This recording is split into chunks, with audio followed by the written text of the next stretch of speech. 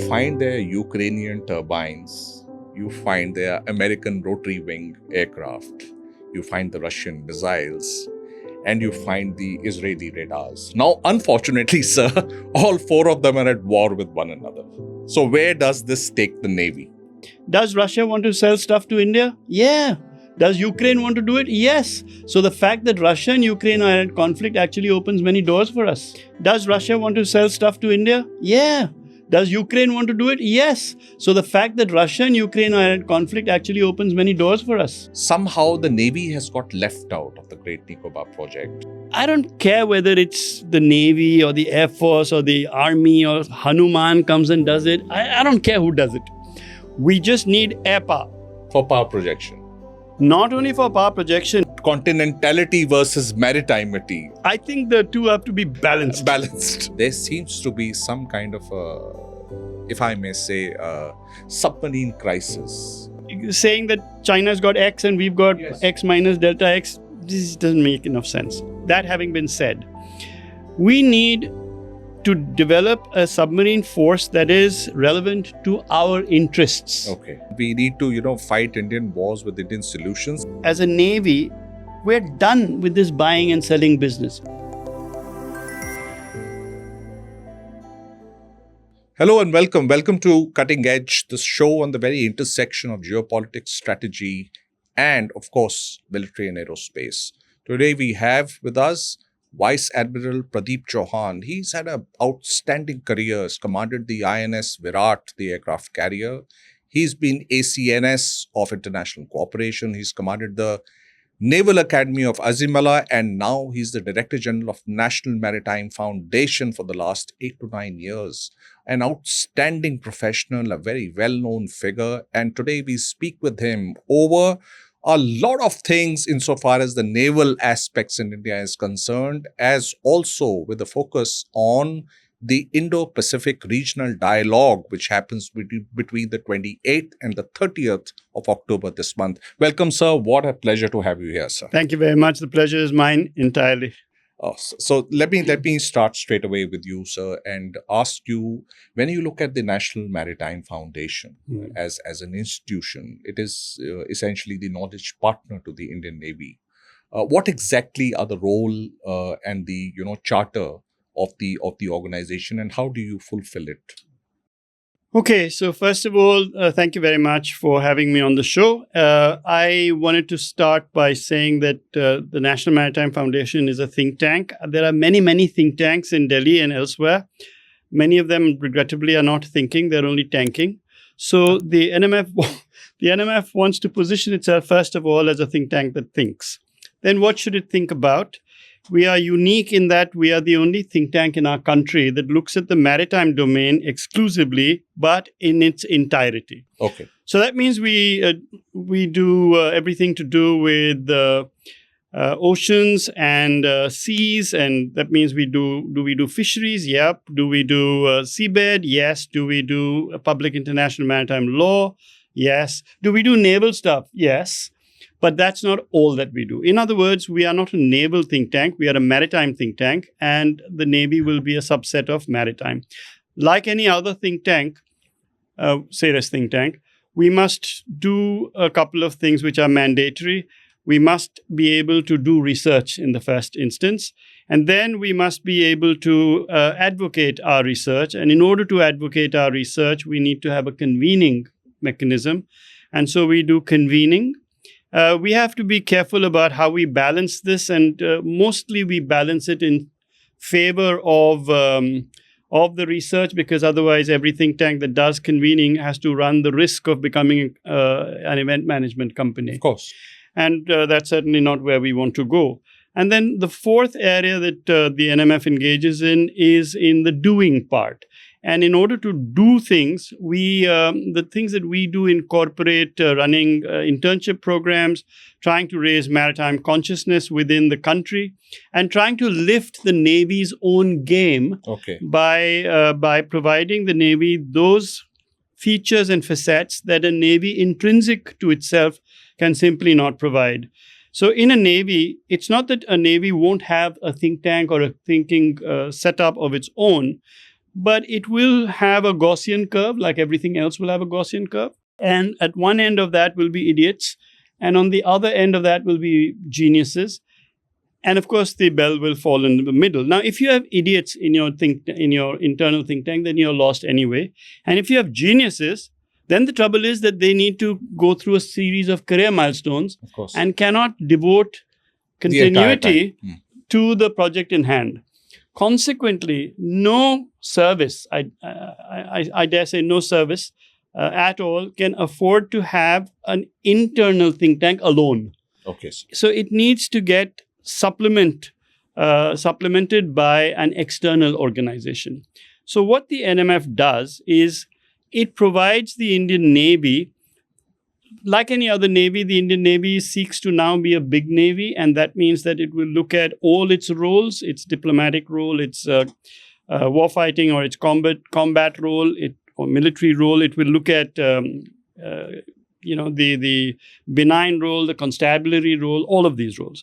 Now, in the process, like most other big navies, we will be engaged extensively, at least as much externally as we are internally. Yes. Now, let me give you some examples of what a navy would need. Is right now we have the laws of naval warfare, which are being upgraded in consonance with a manual called the San Remo manual. Now, this is a track 1.5, track 2 activity, but its impact is directly on navies. Okay. So, can the Navy send people across to this? Difficult. Can we? Yes. Okay. But when we send people, we need to know what is it that we ask the Navy, what is it that you actually want at the end of it? What freedoms do you want? Okay. And then we will fight for those freedoms and provide them to the Navy. So the symbiosis between the National Maritime Foundation and the Indian Navy is very large, because the chairman of the National Maritime Foundation is invariably the Chief of Naval Staff who last demitted office. The previous guy. The previous guy who last demitted office. Now, it's not necessary that the previous guy is available or the previous guy is keen. Right. And in which case, of course, there might be some marginal change. But because this is a stipulated sort of transition, consequently, the NMF will continuously have a deep synergistic relationship with the fighting navy. Okay. Oh. Now, what is it that the NMF then will do? And how does it do these things? It has a series of papers that we write, like any other papers. We have a series of convening platforms, and the Indo Pacific Regional Dialogue is one of the apex levels. So, what is the IPRD? It is the Indian Navy's international outreach at the level of strategic thinking. Okay. The Goa Maritime Conclave and the Goa Maritime Symposium reflect the international outreach of the Indian Navy at the level of operational art. The Milan series, which takes place of exercises, is the Indian Navy's international outreach, but at the cusp between the operational and the tactical levels. Right. So these three sort of segments, the IPRD is at the apex.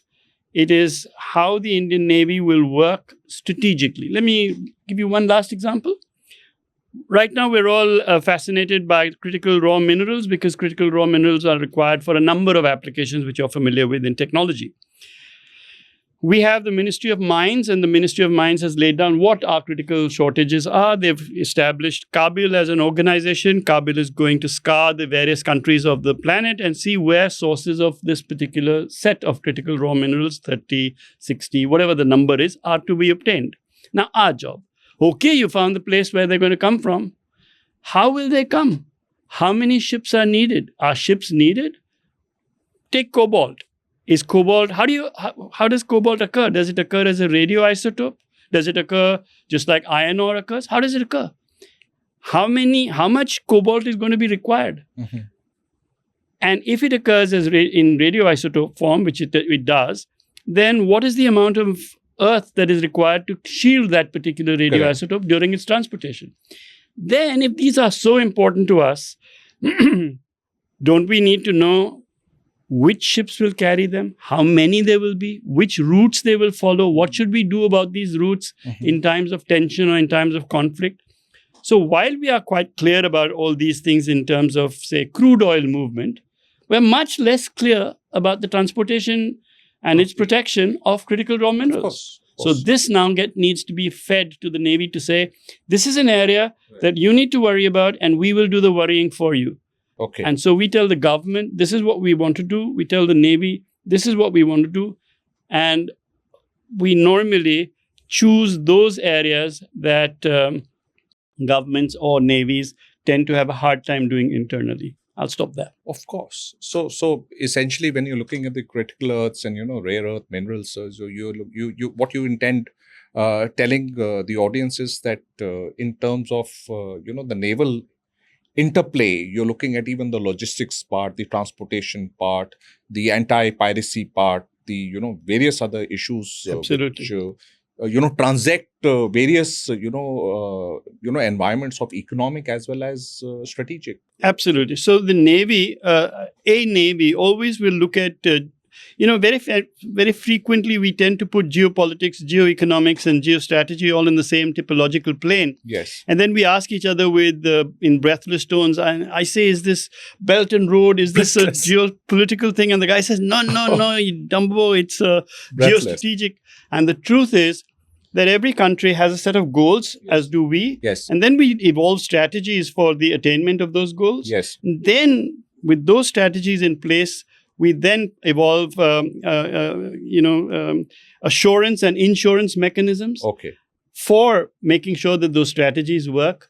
And what the NMF does, it provides to both government as well as to the Indian Navy the specifics of how this will actually work. All the thousands of detailed studies that are required to support all this. Oh, wonderful. So that's massive amount of work being done by NMF. Thank you. So, I'll now segue to the Indo Pacific Regional Dialogue. Right. And I would possibly want to ask you initially, first on the IPOI, as an institutional mechanism, and then the primacy of IPRD, and of course, what do you think about the the Mahasagar impact, and firstly, how does it tie in together? Right. Thank you very much. That's a really good question. Let me start by saying that what is our core national interest? It will always be the economic, material, and societal well-being of the people of India. Absolutely. And I can't imagine that you can derive a more fundamental national interest than that. Now, if that is going to be our interest, then we need to have, and since our interest reflects for us a desired end state. Yes. And whenever you have an articulation of a desired end state, that articulation then becomes a statement of policy. Okay. So in the maritime domain, the policy of India is encapsulated by the acronym Mahasagar. Correct. So Mahasagar is not a vision. This is a very commonly misused appellation. Mahasagar is the encapsulation in an acronym of the maritime policy of our country. Right. It stands for, of course, you're familiar with what it stands for, but for the benefit of those who might not know, it is mutual and holistic advancement of security and growth across regions. Absolutely. So this is policy, because we truly believe that, when I say we, I don't mean NMF, India. We truly believe that the economy of India cannot ride on some crest while the economies of our neighborhood are wallowing in some trough. If we have to succeed, they have to succeed. If we have to be secure, they have to be secure. Now, then that brings you to a definition of what exactly is the neighborhood that you're talking about. Yes. And even if you look at our immediate neighborhood, and constituted by those countries with whom we share either a territorial sea boundary or a exclusive economic zone boundary or a legal continental shelf boundary, then the immediate neighborhood of India will extend all the way to Papua New Guinea. And it will not be limited to the popular concept of SAARC. Absolutely. Consequently, this is our policy. So many people ask me, what has been happening in this policy? And I always want to ask them, what have you been smoking? Because a policy is the statement of your desired end state, but you do have to give specificity to the policy. Right. And the Indo Pacific Oceans Initiative, which was enunciated by our Prime Minister in 2019, gives first order specificity to the policy of Mahasagar. Okay. Now, that's the linkage between these two. So now, what does the IPOI, which incidentally, for those of you who studied French, is not IPOI, it is IPOI. And so the IPOI has 7 lines of thrust. And it is a new creature. It tells the world, lift your game, babies. So it says, this is not some grand plan of India's, which you can either accept, reject, join, not join.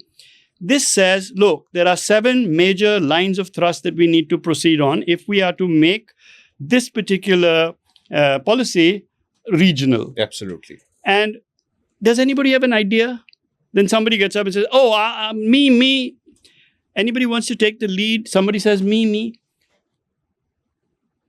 So great, we tell them, great. Would you want to follow us? And he says, no. And we say, oh, okay. Would you like us to follow you? He says, no. And we say, aha, you want us to go hand in hand. And he says, no, you don't want us there at all. Any of them will do, hopefully not the last one, but any of them will do so long as we get the job done. Correct. Now, this is the IPOI. It says that there are pillars. Now, it's a very unfortunate term to use, this noun pillars, because it automatically implies silos. So we don't show them as pillars. We show them as spokes of a deeply interconnected web. And so there is for example, there is maritime security, there's maritime ecology, there's maritime trade, and so on and so forth. So there are these 7. These give first order specificity to the policy of Mahasagar. Okay. Now, that's not enough. So now you need second order specificity, third order specificity. You need to finally say, all right, all this is great stuff, but what do I actually have to do? Mm-hmm. And who will do the doing? In order to provide a platform for that, you create the convening power of the Indo Pacific Regional Dialogue. So the IPRD, successive editions of the IPRD, pick up one of these maritime lines of thrust, right, and say, all right, let's flesh this out. Let's hear what you have to say. So for example, the current one is to talk about capacity building and capability enhancement. And so we ask people, do you know what the difference between capacity and capability is, or are we using the words interchangeably? Lexicon. Absolutely. And so we ask the Southeast Asian countries and their representatives, hi, do you have any ideas about how we can build capacity and capability? Do we look at the South Pacific, for example, as Vishwa Guru? We will say, you will nod vigorously. Of course not. We ask them that it's not that we are the guru and you are the chela. Mm-hmm. Very frequently, we will want to learn from you. Yes. And so, therefore, the IPRD provides voices. Okay. And it provides ideas. And it provides ideas which will then be able to be translated into a series of recommendations and policy takeaways for the government, for the Navy, and intentions going forward for the NMF. So what do? We have this 3-day intensive 9:30 till 6:30 in the evening set of conversations. I saw that. So I saw that. So we give the lowest priority to how lovely of you to come, enjoy the coffee, have the scones.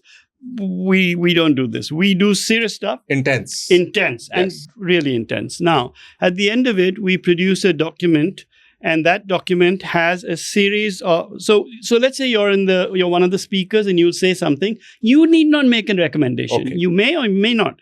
But when I'm listening to you, some synapses in my brain will be fired, and I say, "Oh, that reminds me." And so a series of recommendations will be made as to what the government of India should do. Then a series of recommendations are made to the Indian Navy to say what we recommend you should do. And finally, it tells us what is it that we will do in supporting each of those other 2 elements. So the IPRD picks up one of these pillars in sequence and fleshes it out. Okay. And obviously, even if you had a 3-day intensive activity, you clearly cannot produce all the answers to any given one of these, because you can't do, say, academics without worrying about maritime trade in maritime academics. So similarly, you can't do maritime trade without having some academic input. Similarly, you can't do either of those two if you don't have any security. Correct. And so they are all linked. And consequently, this business of otherwise an IPOI as a statement, as a first order specificity in process, will be known only to a very small number of people, and that will defeat the purpose. Oh, okay. So essentially, that's how they're linked. That's how they're linked. The IPOI, the IPRD, and the Mahasagar. And the IPRD and the Goa Maritime Conclave and the and Milan are also linked by virtue of their positioning at different levels of their levels, essentially. The levels. That's okay, right. sir. So, sir, let me now get you back into the Navy. And, segue a little from the Indo Pacific Regional Dialogue and ask you a very, important question.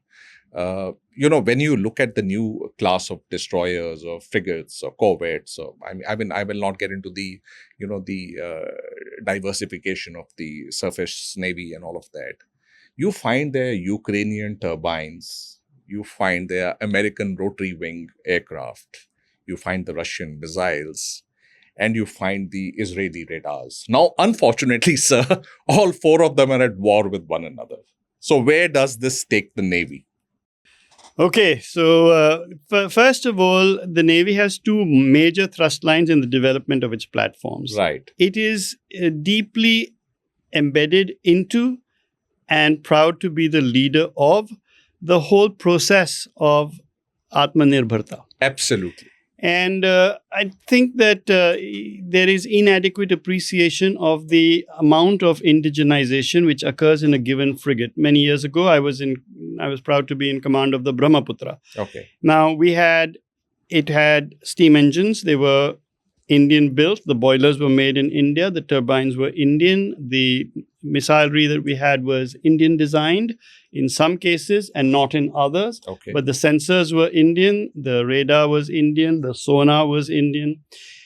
And so so this is one thrust. Okay. Now you have picked up another part which is absolutely valid, saying that there is also a melange of different countries' inputs.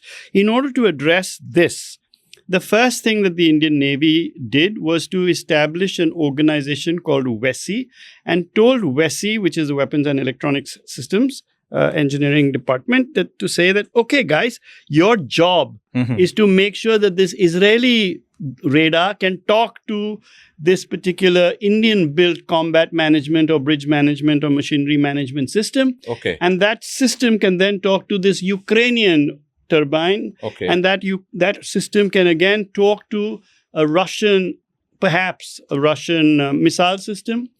But increasingly, so WESI was our hope that WESI would be this magician. Okay. And WESI turned out to be much more of a magician than we even expected. Anticipated. Correct. So it's very rare that you are surprised in a good way. And so I must give full marks to the various individuals who have contributed to WESI. But WESI is now a global go-to place for people who have this kind of situation. Now, are we comfortable with this situation? No, we're not. Okay. So what are we doing? Now, all the destroyers of which you made mention are now all switched over to the BrahMos missile. Yes. Now, in the BrahMos missile, do we have a Russian component? Yeah. Yes. Do we have an Indian component? Yes. Yep. And who's the majority component? India. So it is true that when we began this joint venture, it is true that the bulk of everything came from Russia. Okay. It is equally true today that quite the reverse is going on. Yes. And so, do we still have a problem, say, for example, if Russia and Ukraine are at it hammer and tongs, then does that impact our ability to pick up Ukrainian turbines, gas turbines, and make them run, say, Indian propulsion systems and shafting and props? And then, so to do this matching on board, we have developed our own combat management system, our own platform management system. Our own means what? It means from barring chip and now increasingly chip onwards is all being done in-house. In-house. Okay. So now there is no country that will be able to operate everything that is made only internally or everything drawn from one single source, including the US. Absolutely. So to that extent, it is imprudent to believe that you will make everything from the safety pin up to the missile. Yes. Your question is not that you have imported, but you're importing from countries that are not, you're not talking to one another. The issue is not that. The issue is that you're importing from countries who themselves are into a lot of turmoil with one another. But look at the advantage that accrues from just that. Okay. That means let's take a case where we take Israel and we are deeply in partnership with Israel. Yes. So whatever answer I'm going to give you, I will place a caveat on it in a second. And that is that in where Ukraine and Russia are at conflict, does Russia want to sell stuff to India? Yeah. Does Ukraine want to do it? Yes. So the fact that Russia and Ukraine are at conflict actually opens many doors for us.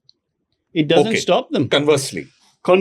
Okay. But the main point is that we have, as a country, as a navy, we're done with this buying and selling business. Okay. We are telling the Israelis, we don't want to know about your drones. We don't want to know about all this doorbusters that you have. What we want to know is how many areas are there that you and I can develop jointly a new product. Absolutely. So I had a very good conversation once with the German defense minister, and I said that this mantra that we've got, which is stuck in your head and it is stuck in our mouth, about give me technology, is an idiot mantra. Okay.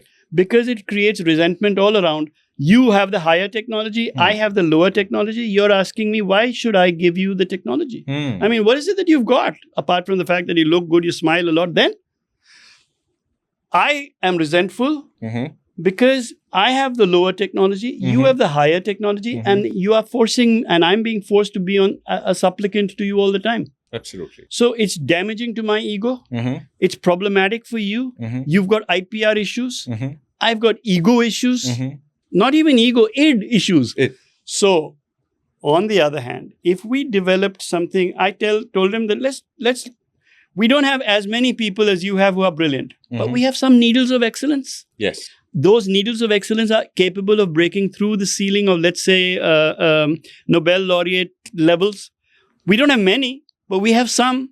Now, you can bring some of yours, we'll bring some of ours. Let's lock them up in a room and say, baby, produce for me disruptive technology. Right. So he asked me, what is disruptive technology? Examples.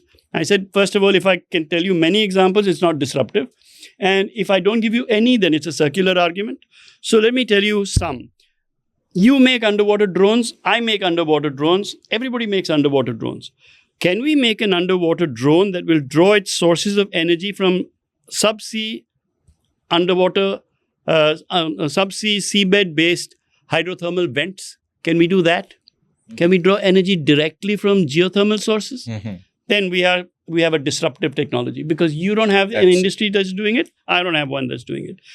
Can we lift our game and start on the even keel? And start, because now there's no trust feature left. Absolutely. There's no deficit. No trust deficit, because now it's ours. It's yours and it's mine. And it doesn't belong to anybody else who's already worked away. Absolutely. So this model, which I would like to call the needles of excellence model. Right.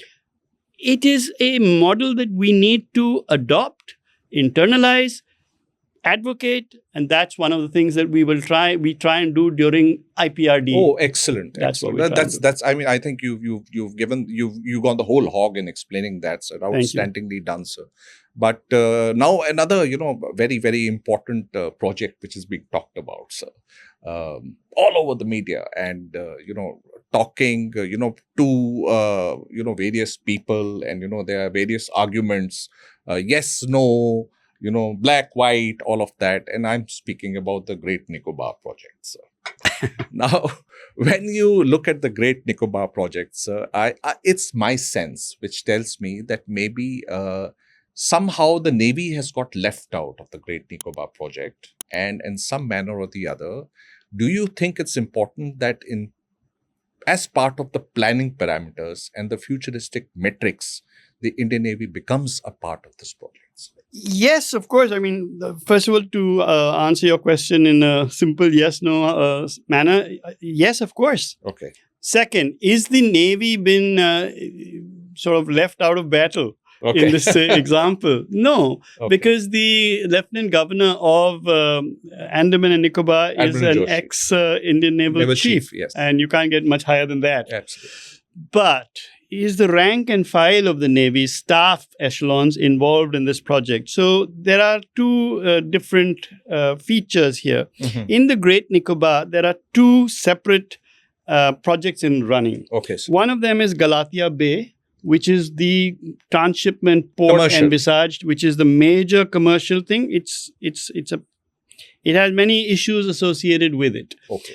For example, I ask many people whom I know, how many who are about to embark on this kind of discussion, how many people do you think are needed to run how many skilled people are needed to run a port? Is it 6? Is it 60? Is it 600? Is it 6,000? Okay. How many? And if you don't know the answer to this, then clearly we have a problem right at the basics. Because let's give an outside digit, just a digit. Okay, need not be bedded in too much reality. But let's say 6,000. Okay, sir. In Great Nicobar, where are you going to get 6,000 expert or skilled people? So they're going to come in from somewhere. Where will they come from? They'll come from the north, or they'll come from the mainland of India. And when they come from the mainland of India, what will be the impact that they will have in arriving at this particularly sparsely populated area in great droves? What will it do to the people who are already there? What will be the socio-economic and the socio-cultural impact? None of which is really my subject. My subject is, what will that do to your business model? Yes. What will it? So I wanted to ask, I ask people, so you've got this great matrix of port efficiency, which we have derived from the UNCTAD models. Great. Have you got a column? Have you got a column which says socio-economic impact?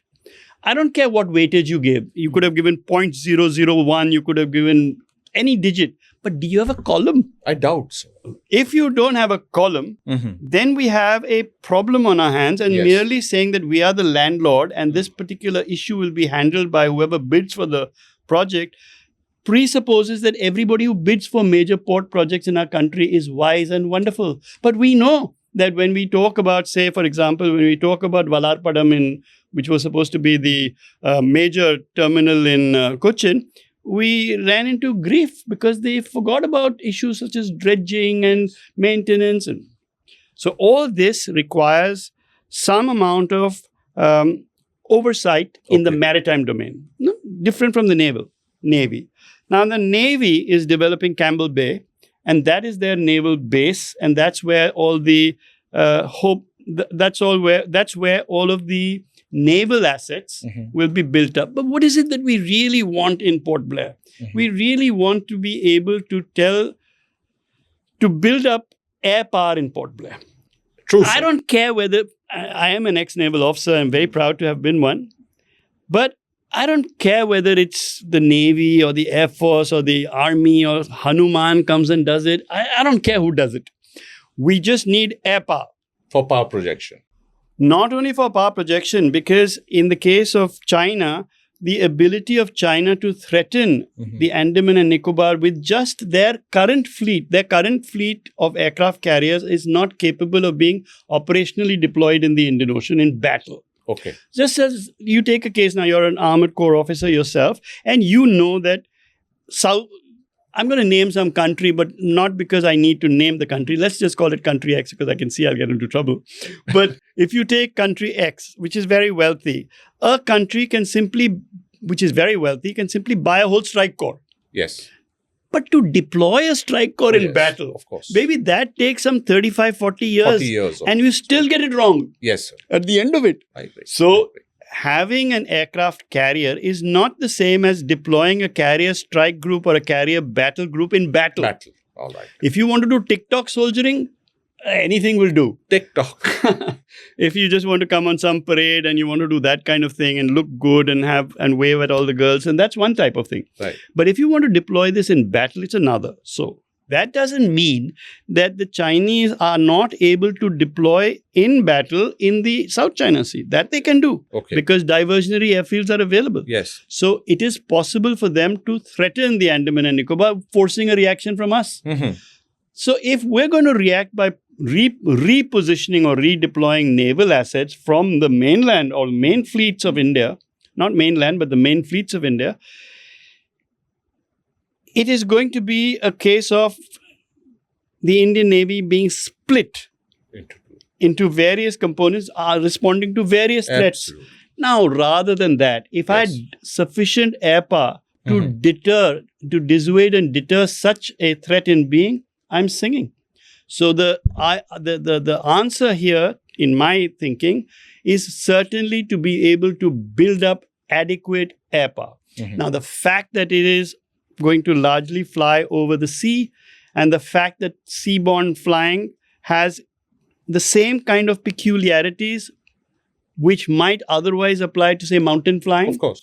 And a person who flies in the mountains might not be as competent to fly in another environment, Yes. and vice versa. Yes. So obviously, in that respect, there will be some preponderance of naval capability which will need to be built up. So is it being built? Is the Andaman and Nicobar Island project underway in a serious enough manner? I'm sure that government is seized of it. I know that it is. But is it proceeding at the speed and the vigor that we need? I think not. Not. Yeah. So I think the need for speed is a little more. Yeah. So it's very much, I feel the need for speed. The need for speed. Yeah. So urgency is required. Okay. And an understanding of why we need this. Yes. Is Absolutely. crucial. That's crucial. So from here, sir, let me also come to another. A lot of people are talking about it, and there seems to be some kind of a, if I may say, submarine crisis, which we seem to be grappling with in the Navy. Your views on that, sir? Okay, so yes, there is a serious submarine crisis. Okay. First of all, let me put this correctly. Submarines should not be compared with other submarines in the sense that you can't do comparison of submarine with submarine, because very rarely do submarines go to conflict with other submarines. Okay. If you want to compare, then you have to compare anti-submarine assets of one with submarine of the other. What an outstanding point. Yes, So, absolutely. Saying that China's got X and we've got X minus delta X, this doesn't make enough sense. Okay. That having been said, we need to develop a submarine force that is relevant to our interests. Okay. And as opposed to the threats on us. Right, sir. Our interests determine our force levels. Mm-hmm. And our interests determine the fact that we in India, as India, and unlike perhaps the United States, need both classes of submarine. We need diesel-electric submarines, and we need nuclear-powered submarines. Absolutely. How many do we need? And what happened to our submarine programs? So at one point in time, we were developing the 209 class, the German submarines of the Shishumar class. And we had a build program, okay? And in order to build submarines, you can't just go to the nearest roadside mechanic and tell him, thoda welding kar do. So you need specialists all over the place. Yes. Now, we developed those specialists in the main yard, which at that point in time was Mazgon Docks. Yes. And we developed the machinery, the skill sets, the ancillary industry. Someone has to make valves, someone has to make shafting, someone has to make rubber gaskets, the millions of things that go together. True. And then we had allegations of one sort or another, and we threw out the baby with the bathwater, which is very frequently what we unfortunately tend to do, or tended to do. Yes. So then there was a hiatus of several years in which the yard simply lost all the skills, because the guy who was going to be doing submarine welding was unhappy doing car mechanic work. And eventually superannuated. There you go. The guy who was making steam wells decided to now sell bananas or something else. Mhm. And now you said, oh, okay, we can start again. But now the gap, how is the gap to be made up? Not only in the fact that you didn't make anything in the meantime, Yes, sir. but where are the skills? So everybody talks about the delays in the Scorpion submarine program, for example. Many of those delays are attributable to the fact that the yard needs to be prepared first. Yes. So you need the capacity in the yard and you need the capability in the human beings. Okay. You lost both. So where are we now? We are in relatively panic-stricken stage. We are. As a Navy, we are worried. Where are our assets? Mhm. So I'm not saying that our assets are worrying us because the number of submarines we have compared to the number of submarines that Pakistan has or China has. This is not our worry. Okay. Our worry is that we need our submarines to do X, Y, and Z. Mhm. And those things, X, Y, and Z, cannot be done by an aircraft carrier or a frigate or a destroyer. They have to be done by submarine. Yes. The reverse is also true. So I just wanted to say that, therefore, our submarine situation in terms of numbers is grim. Mhm. Our programs are in hand now, but there's no easy way of making up the lost time that because even if you say that, okay, we're going to build a second line and ask one of the private yards, and there's only one decent private yard at the moment, but Absolutely. even if we ask them that you build a second line, Mhm. we can make up to some extent, but you can't make up for the decade and a half or two that you lost. Plus, to get, nobody factors adequately the impact of the loss of the human capability. Yes. You can make up for capacity by simply spending money, Yes. but you can't make up capability. So even when we talked about China, if it's a digression, I apologize. But let's say that you're saying that China is building up at a frenetic pace and they're building aircraft carriers left, right, and center. Mhm. Instead of having one pilot training school, they've got 5. Okay. Where are the trainers coming from? Ye log kahan se aa rahe hain? Mhm. Where are all the skilled pilots? Because you can lose an aircraft and have enough money to recover Of the course. aircraft. Yeah. But who flies it? But who flies it? What happened to the 15 years of experience Yes, required for producing a combat leader? Yes. Similarly, that is one of the main issues that we are wrestling with. There's another one. What should be the optimal mix between the Indian SSN, SSBN versus SSK? Okay. Here, SSK being, of course, for the benefit of some of your listeners, is the diesel electric, and SSN is the nuclear powered, and SSBN is ballistic missile nuclear powered. So what ought to be the mix? There are those proponents in India who say that we should abandon the diesel electric and go only for submarine that are nuclear powered because of obvious advantages that accrue there, but they also have disadvantages. In shallow waters, they're useless. They make very large amounts of noise. Yes. So our problems are ours. And we cannot find solutions to our problems by borrowing solutions from somebody else who has a different set of problems. So you fight Indian wars only with Indian solutions. Yes. And with Indian thinking, any Absolutely. nation, sir, who borrows its theory from another nation will find that in praxis, when the actual thing has to come to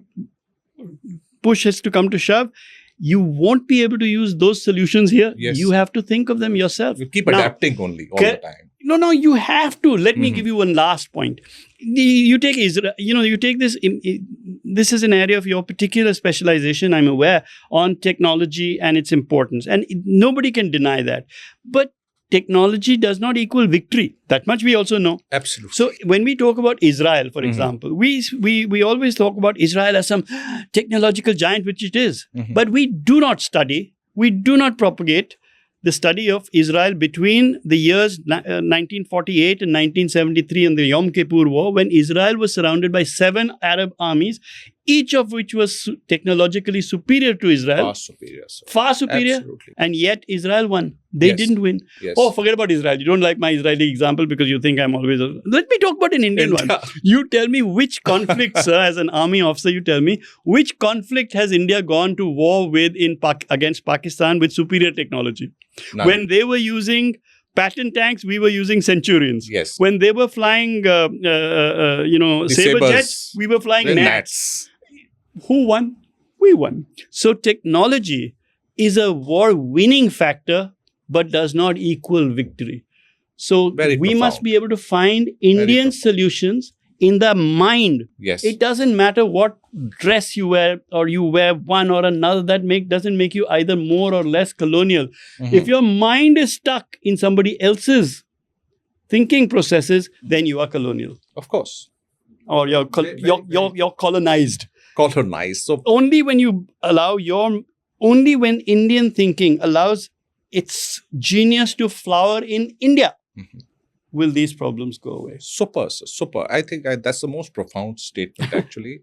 And we need to, fight Indian wars with Indian solutions. But then, at the end, sir, let me ask you, what exactly are the tangible outcomes that you envisage out of the IPRD when it happens the end of this month? And do you convert them into some kind of a policy matrix, or how do you, take it from there? Absolutely. Because- Absolutely. First of all, thank you very much for bringing us home. But absolutely, what we do is create this policy document. Now, this policy document is not a text-heavy or prose-heavy document. Okay. It lays down specific points and says, you need to do this. Yes. The Navy, you need to do this. Yes. And we need to do this in this time frame. And then we say, all right, in the next in the year that will follow, we will maintain monitoring mechanisms for the government. Mhm.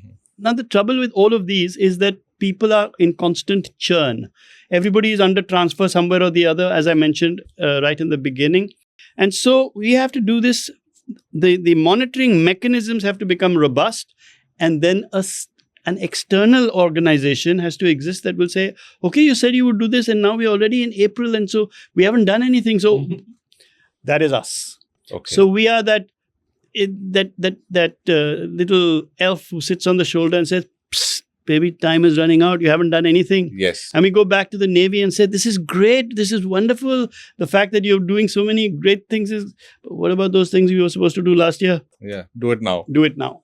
That's what. Okay. So that is what it is. So then. that's what the IPRD does. Okay. It is not some academic, esoteric exercise in verbiage. Okay. The IPRD identifies what are the region's best strategic minds working on, Okay. and in what manner can the Indian government, the Indian Navy, and the National Maritime Foundation leverage these to India's benefit. Remember, Excellent. coming back to that point, that our core national interest will always be the material, the economic, the societal well-being of the people of India. Absolutely. Obviously, for the people of India to exist, India must exist. Otherwise, there can't be people of India. For that to happen, we need an army, a land force, which will guarantee that this cartographic identity with this territorial comprehensiveness is assured. Yes. But the next 200 years are going to be centuries of the seas and of space. And in the course of these 200 years, India is either going to be a maritime and a space power, or India is not going to be any kind of power at all. Mhm. These are the stark choices which face us. Do we need an army? Of course we need an army, because first of all, you need India. But having got India, we then need to be able to move India forward. Yes. But then that's a different debate, sir. It is. Continentality versus maritimity. I think the two have to be balanced. Balanced. So what a pleasure it has been to, speak with you today, sir. Thank and you so we much. wish the foundation as well as the IPRD major success. And we also hope that IPRD, as the Indo Pacific Regional Dialogue, becomes a Raisina of the navies. Oh, no. May I first of all accept with gratitude your compliment, but to emphasize that the IPRD is the maritime supplement of the Raisina dialogue. If the Raisina is floating at 38,000 feet, Okay. sir, from 38,000 feet, at 38,000 feet, anybody can fly the plane. You don't need a pilot. Right. The trick is how to make the plane land without crash and burn. That is what the IPRD does. Oh, that is what it does. Nicely put. Nicely put. Thank you. And all the best wishes to you, sir, and to the NMF. And all we say is, may the force be with you. Shano Varun. Thank you so much. Thank you very Shanu much, Varun. ladies and gentlemen. Thank you for watching. Thank you.